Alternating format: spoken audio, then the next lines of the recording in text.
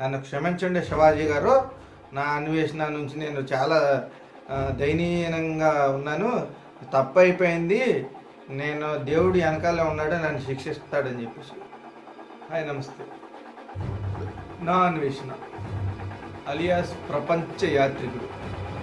ఈరోజు వచ్చేసి నా అన్వేషణ అతని గురించి మనం మాట్లాడదాం. ఎందుకనంటే అసలు తన గురించి నాకు అసలు వీడియో చేయలేని లేదు. కొంచెం ఘాటుగా ఉంటుంది, చివరి వరకు చూడండి. ఇంకోటి ఏంటంటే ప్రతి ఒక్కరికి ఫ్యాషన్ అయిపోయిందండి.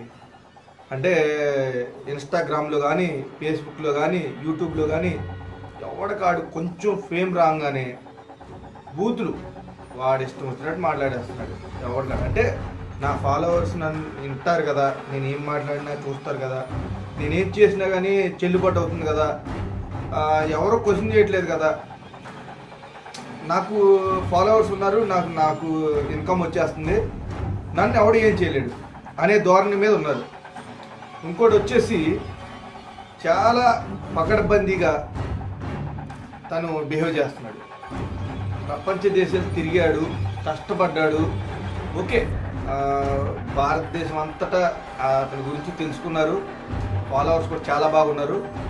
కానీ నీచాతి నీచంగా గరికపాటి గారిని, అలాగే శివాజీ గారిని, అంటే ఇంకా మేబీ వేరే వాళ్ళని ఎవరినైనా కావచ్చు, అసలు ఈ మనం ఆ బూతులు వినలేమండి.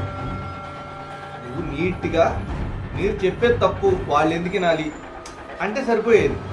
లేదు నువ్వు చెప్పేది ఏంటి, వాళ్ళు ఎందుకంటారు అంటే సరిపోయేది. చాలా నీచాతి నీచంగా డ్యాష్ డ్యాష్ డ్యాష్ ఏవో మాట్లాడాడు. అవన్నీ మీకు ఇదే ఉంటారు. ఇట్లాంటివి ఏం చేయాలి, ఏం చేయాలి? ఫేమ్ వస్తే మీ ఇష్టం వచ్చినట్టు మాట్లాడేస్తారా? ఒకటి, భారతదేశం అంటే ఒక అత్యున్నతమైన దేశం అంతే, అవునా? దీంట్లో మతానికి సంబంధించి అంటే హిందువులైనా, క్రిస్టియన్స్ అయినా, ముస్లిమ్స్ అయినా, ఎవరైనా ఒక మతాన్ని గురించి చాలా సెన్సిటివ్గా ఉంటుంది ఇక్కడ. దాని గురించి అసలు నువ్వు మాట్లాడకూడదు. వారం పోగులాగా మాట్లాడావు. అసలు అనకూడదు. అంటే ఏదో నీ గురించి చేస్తే ఏదో ఫేమ్ వస్తుందని చేస్తున్నావారా అని అనుకోవచ్చు. అసలు నీ గురించి నాకు మాట్లాడడం లేదు. కానీ నువ్వు మాట్లాడింది 100% అంటే నువ్వు క్వశ్చన్ చేయి. అంటే నీకేం రైట్ ఉంది నువ్వు మాట్లాడటానికి అనే రైట్ నీకు అడగడానికి నీకు రైట్ ఉంది. కానీ అటువంటి అసహ్యకరమైన మాటలు, దారుణమైన మాటలు మాట్లాడి ఇంకోటి మళ్ళీ శివాజీ గారి మీద మళ్ళీ ఒక వీడియో పెట్టాను. ఏమని, నన్ను క్షమించండి శివాజీ గారు, నా అన్వేషణ నుంచి నేను చాలా దయనీయంగా ఉన్నాను, తప్పు అయిపోయింది, నేను దేవుడు వెనకాలే ఉన్నాడు, నన్ను శిక్షిస్తాడని చెప్పేసి ఫుల్ మాటలు చెప్తున్నాను. గరికపాటి గారు ఎంత పెట్టారు. ఓకే, ఇప్పుడు విమర్శ ఉండాలండి, ప్రతి ఒక్కరిని విమర్శించాలి. అందరూ ఎవరో అతిథులు కాదు. ఇప్పుడు శివాజీ గారు ఏంటో కరెక్ట్ మాట్లాడాలని నేను చెప్పట్లేదు. 98% కరెక్ట్ మాట్లాడాడు, ఆ 2% తప్పు మాట్లాడాడు. ఏమో గరికపాటి గారు కూడా తప్పు కొంచెం దొర్లుండొచ్చు. దానికి నువ్వు అసభ్యకరంగా మాట్లాడుకో, నాకేంట్లే అన్నట్టుగా.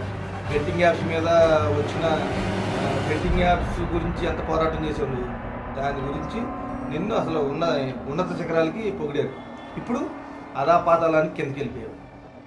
నీ బిహేవియర్ ఇప్పుడైనా మార్చుకొని, ఓకే నువ్వు ఎప్పటిలాగే ప్రపంచ యాత్రికుడిలాగా అంతకుముందు అంత ఎందుకండి, ఆటగాడ అని చెప్పేసి నువ్వు ఎన్ని సిన్నులు వేసినా కానీ అందరూ ఎంజాయ్ చేశారు. నువ్వు హిందూ దేవుళ్ళ మీద కానీ వేరే ఏదైనా మతాల గురించి కానీ ఇంకా వాళ్ళని అంత దూషించడం కానీ అది అసలు నచ్చలేదు. దీని మీద అయితే నేను తీవ్రంగా ఖండిస్తున్నాను. నా అన్వేషణ ఫ్యాన్స్ ఎవరైనా సరే ఏమైనా అనుకోండి, నాకు ఫరక్ పడదు. కానీ ఇది అయితే తప్పు అనుకునే వాళ్ళు ప్రతి ఒక్కళ్ళు కామెంట్ చేయండి.